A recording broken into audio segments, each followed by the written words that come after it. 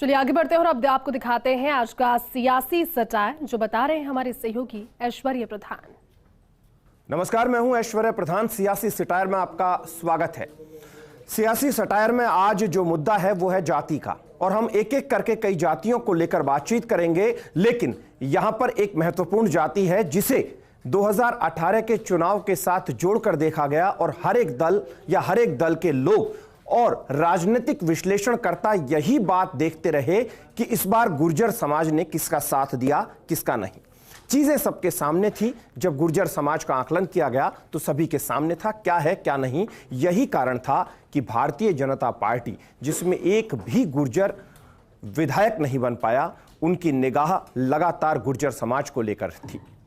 तो ऐसे में याद कीजिए कर्नल किरोड़ी सिंह बैंसला के उस आंदोलन को, जिस आंदोलन ने कई नेता दिए और उन नेताओं पर भारतीय जनता पार्टी ने दांव खेले।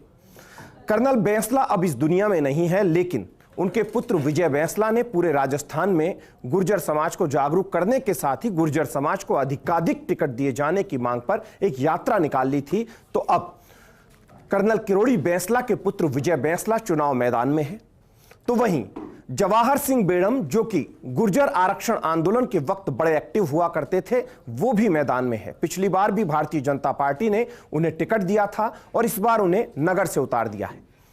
तो वहीं मानसिंह गुर्जर, जो पिछली बार हार गए थे, उससे पिछली बार विधायक बने थे, वो भी गुर्जर आरक्षण आंदोलन में बड़े एक्टिव रहे थे। लेकिन कर्नल बैंसला के जो पुत्र हैं, उनके सामने विक्रम सिंह गुर्जर भी है। वो भी गुर्जर आरक्षण आंदोलन के वक्त एक्टिव थे, लेकिन वो निर्दलीय है। ये चीजें अलग है। लेकिन गुर्जर समाज को कितने टिकट दिए हैं ये सभी के सामने है। लेकिन क्या गुर्जर समाज इस बार भारतीय जनता पार्टी को वोट देगा या नहीं देगा, ये बड़ा प्रश्न है। क्योंकि कांग्रेस में एक नेता है सचिन पायलट, क्योंकि जब वो खड़े होते हैं तो गुर्जर समाज की बात अनायास लोग करते हैं, भले ही वो गुर्जर समाज की पॉलिटिक्स ना करते हों।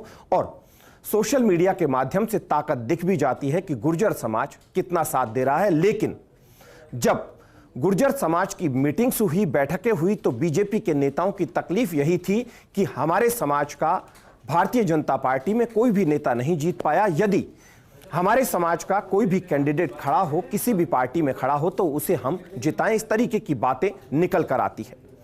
इन सबके बीच में एक और चीज का मैं यहां जिक्र करूंगा, वो ये कि कांग्रेस की कई सीटें आज भी ऐसी है जो भारतीय जनता पार्टी के लिए बड़ी चुनौती है। अशोक गहलोत जो लगातार जीत रहे हैं, सभी के सामने है। गोविंद सिंह डोटासरा, जिन्हें लेकर पूरी भारतीय जनता पार्टी ने एड़ी से चोटी का जोर लगा रखा है कि किस तरीके से उन्हें शिकस्त दी जाए। यही कारण है कि कुछ एक घंटे रह गए हैं नामांकन वापस लेने में, जो उनके सामने निर्दलीय हैं। वहीं बागीदौरा से महेंद्रजीत सिंह मालवीय लगातार जीत रहे हैं।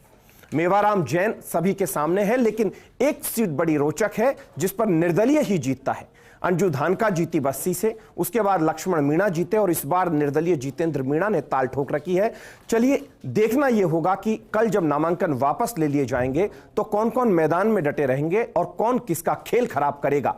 बहरहाल चलते चलते एक चीज का जिक्र और कर देता हूं। जिक्र ये कि सुधांशु त्रिवेदी की पत्रकार वार्ता में बात कही जाती है कि कांग्रेस को चुनाव के वक्त ही मंदिर याद क्यों आते हैं। तो मैं यहां पर एक चीज और बोलूंगा, वो ये कि महेश जोशी नियमित रूप से मंदिर जाते थे, गोविंद देव जी मंदिर भी जाते थे और गिरिराज धरण की शरण में भी होते थे, लेकिन फिलहाल उनका टिकट कट गया है।